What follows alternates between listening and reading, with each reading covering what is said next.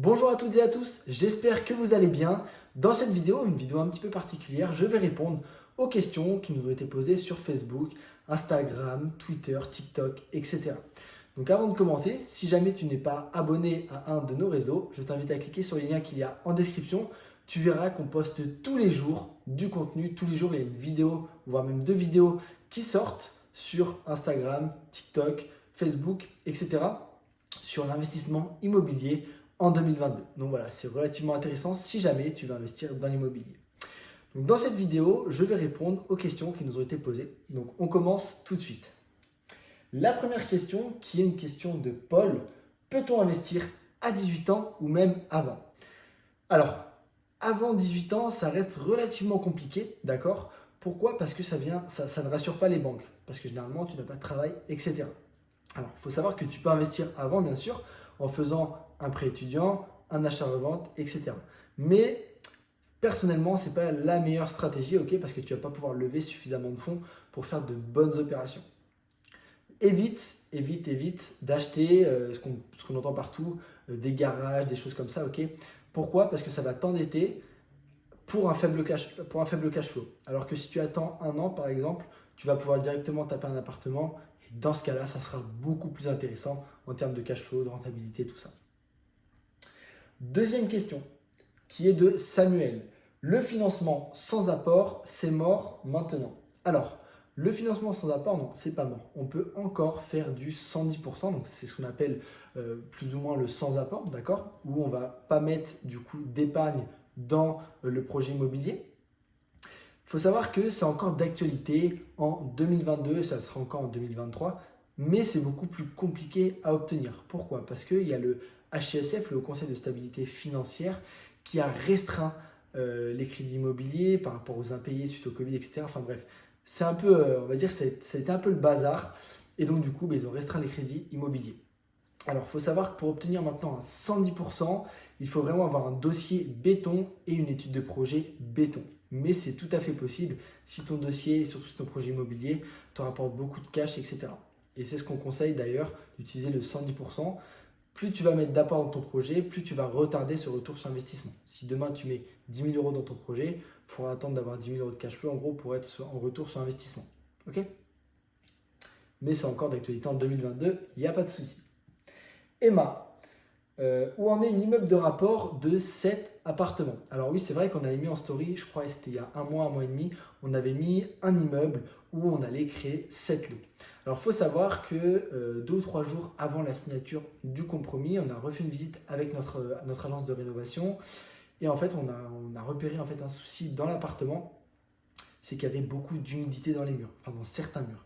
Et en fait là c'était vraiment qui tout double. C'est où on achetait l'appartement, et du coup toutes les pierres de l'immeuble, elles étaient toutes scellées et c'était parfait. Ou alors il fallait toutes les resceller suite à l'humidité dans les murs. Et dans ce cas-là, le budget travaux, c'était, je crois qu'on avait chiffré à peu près à 250 000, 300 000 euros. C'était quasiment le triple. Donc dans ce cas-là, ça a plombé notre rentabilité et c'était pas rentable. On a préféré ne pas jouer et se concentrer sur un autre projet immobilier qu'on vous postera en story très prochainement. Quentin, selon vous, quelle est la meilleure stratégie de location? En fait, ça va dépendre un petit peu finalement de tes attentes, du cash flow que tu souhaites faire, de la durée, etc. Ça dépend de beaucoup de choses. Par exemple, une personne qui souhaite reprendre son bien à tout moment, des fois passer quelques vacances dans son bien, la LCD, ça va correspondre parfaitement à son profil. En plus de ça, il va faire de grosses rentes locatives, enfin de belles rentes locatives. Donc il y aura un très très bon cash flow. Une personne qui est dans une ville étudiante, qui veut faire de la colocation, dans ce cas-là, elle va viser plus de la coloc si jamais il y a de la demande. Ok, en fait, ça dépend un peu de type de personne, du cash flow que tu souhaites, du type d'investissement que tu vas viser. Hein. Une personne qui veut faire de la colocation, qui veut faire une grosse coloc, s'il y a une faible capacité d'emprunt, c'est compliqué d'acquérir du coup de belles superficies pour créer des chambres, tu vois. Par contre, une personne qui a un petit budget mais qui souhaite quand même rester dans de la bonne rentabilité, elle va viser des petites surfaces, dans ce cas-là, faire de la location courte durée. Il y a également la division qui peut être intéressante. C'est ce type de stratégie, c'est relativement intéressant parce que du coup, tu vas couper un appartement en deux et tu vas pouvoir faire deux types de stratégies dans deux apparts. Donc c'est plutôt cool. Aurélien, vous êtes que deux dans vos accompagnements et comment rejoindre l'accompagnement? Alors non, il faut savoir qu'on n'est pas que deux, il n'y a pas que Sébastien et moi dans les accompagnements. Il y a toute une équipe derrière qui est mise en place. Alors, on est une agence de rénovation qui se déplace quasiment partout en France pour venir faire les travaux. Donc ça, c'est plutôt intéressant, même pour justement mettre dans le devis travaux les meubles, parce que la banque ne finance plus les meubles d'un appartement et encore moins l'électroménager. Donc on va pouvoir venir le mettre dans le devis travaux, gonfler le devis travaux, etc. Et tout ça, ça sera financé par la banque. On va avoir un courtier qui est spécialisé dans le location, enfin dans l'investissement locatif. Donc ça, c'est plutôt intéressant pour le 110%, le différé, les IRA, etc. On va avoir une architecte et une décoratrice d'intérieur qui, elles, justement, vont optimiser à 100% l'appartement. Donc c'est comme ça qu'on va venir créer de la rentabilité, de la plus-value, etc. Donc c'est plutôt cool. On a également un comptable qui, lui, va gérer la fiscalité, etc. Donc en fait, on est vraiment toute une équipe derrière et c'est ça qui donne vraiment la force de nos accompagnements. Et du coup, comment rejoindre les accompagnements? Alors c'est vrai qu'on ne peut pas les rejoindre comme ça. Nous, on a des questions à poser aux gens avant parce qu'on ne peut pas accompagner n'importe qui. Si les personnes ne sont pas finançables, si leur projet est complètement dépassé, c'est sûr que nous, on ne pourra pas les accompagner et leur apporter les résultats. Tac, tac, tac. Sylvie, je ne peux pas faire de colocation dans un appartement à cause du règlement de copro qui interdit les baux multiples. Ok, je peux en faire qu'un seul pour les colocataires.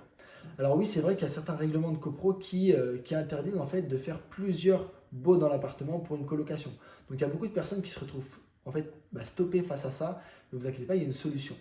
Ce qu'il va falloir faire, c'est tout simplement faire un seul et même bail pour l'ensemble des colocataires et comme ça vous êtes tranquille. Alors il y a des avantages et des inconvénients. Il y a un avantage que personnellement je n'utilise pas parce que je le considère plus comme un inconvénient, c'est dans ce bail en fait où il y a par exemple les trois colocs, de mettre une clause de bourgeoisie, une clause de solidarité. Cette clause de solidarité, elle va dire, ok, si une personne ne paye pas le loyer, les autres colocataires se portent garant pour eux payer le loyer à sa place. Alors, il y a beaucoup de personnes qui se disent, ouais, c'est trop bien, du coup, ça me fait un peu une assurance de loyer à payer en plus, etc. Moi, je ne l'utilise pas. Pourquoi? Parce que ça fait fuir énormément de personnes. Vous avez les petits étudiants qui arrivent, qui voient cette clause, directement, ils ne vont pas vouloir venir dans l'appartement parce qu'ils ont peur que la personne ne paye pas et qu'ils vont devoir rembourser tous les mois à sa place. Donc, c'est plutôt pas cool.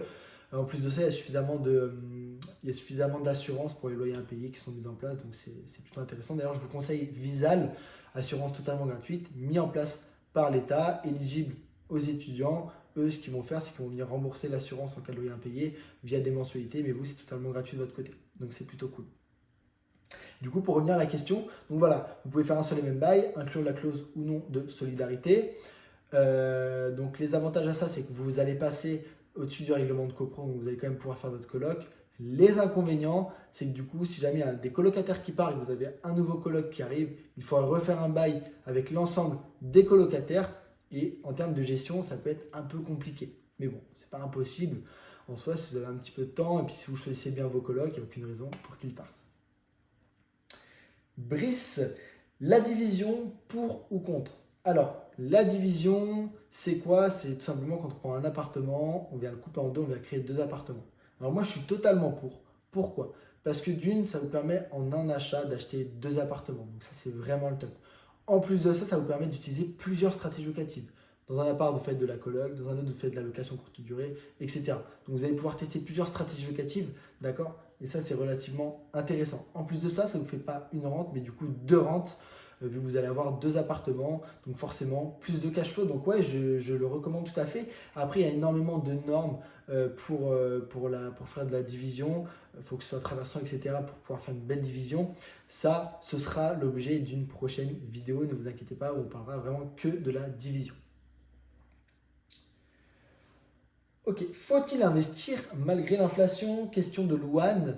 Alors, oui, il faut investir. Il ne faut pas avoir peur de se dire, ok, j'investis plus tard parce que là, les taux ils sont super hauts, etc. Il faut savoir que ça va faire qu'augmenter. Ok, là, on est dans une période à cause de la guerre, etc., du Covid, il y a eu beaucoup de choses qui rentrent en jeu où justement l'inflation va avoir un réel impact sur tout le monde. Si à l'heure actuelle, vous ne dépendez que d'une seule source de revenus et que vous êtes licencié, ok, vous n'avez plus de source de revenus. Donc voilà, il faut savoir vraiment se sécuriser et investir le plus tôt possible. C'est encore possible d'investir dans l'immobilier en 2022.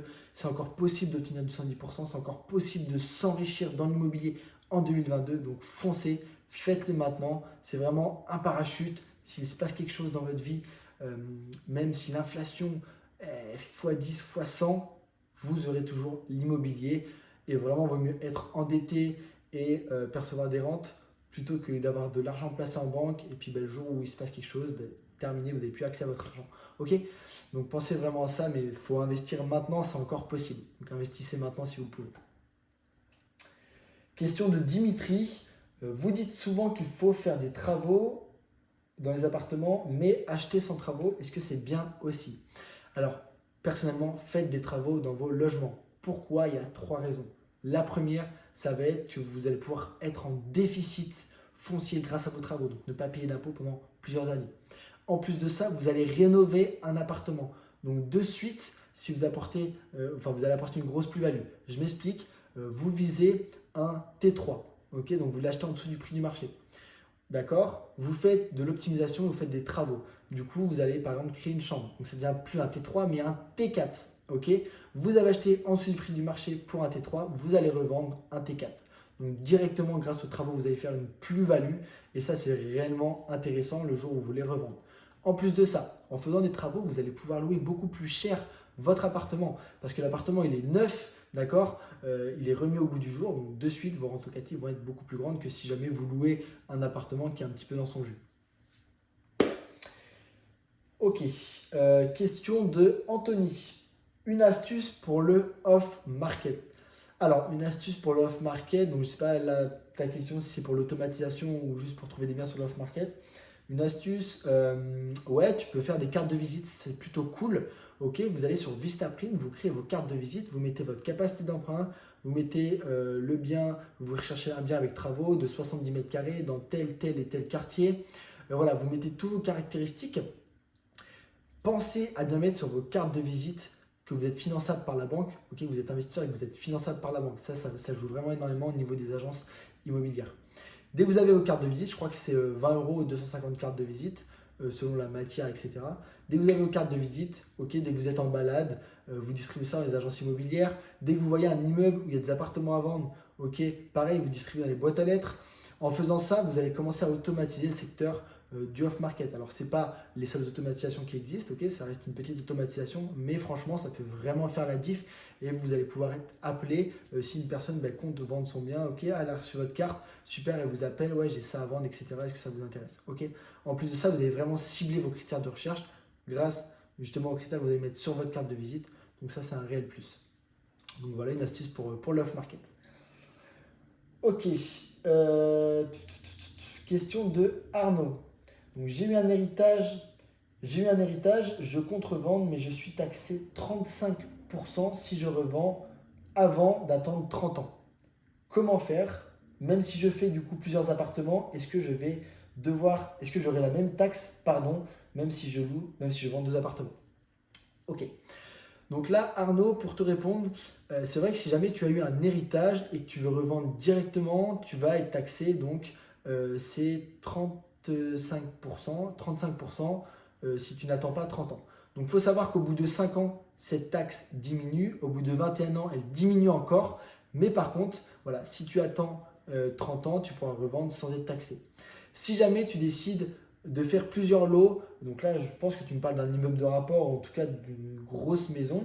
Si jamais tu décides de revendre plusieurs lots et de garder vraiment quelques lots dans cet immeuble de rapport, tu seras également taxé. Il faut savoir que tu es taxé sur la plus-value de l'ensemble du bien. Ok? Donc après ça peut changer en fonction des réformes, en fonction des lois, etc. Donc ce que je te conseille, c'est de te rapprocher d'un notaire, ok, et il va vraiment pouvoir t'expliquer.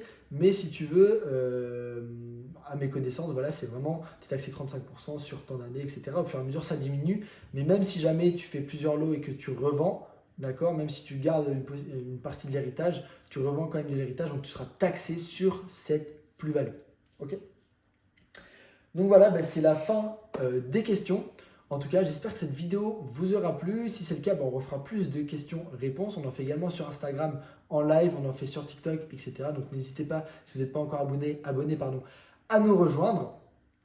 Pour les personnes qui sont intéressées par l'investissement immobilier, nous avons créé une formation qui est totalement gratuite, disponible sur le lien en description. Et puis voilà, je vous dis à dans une prochaine vidéo. N'hésitez pas à lâcher un pouce bleu et on se retrouve très prochainement. Salut!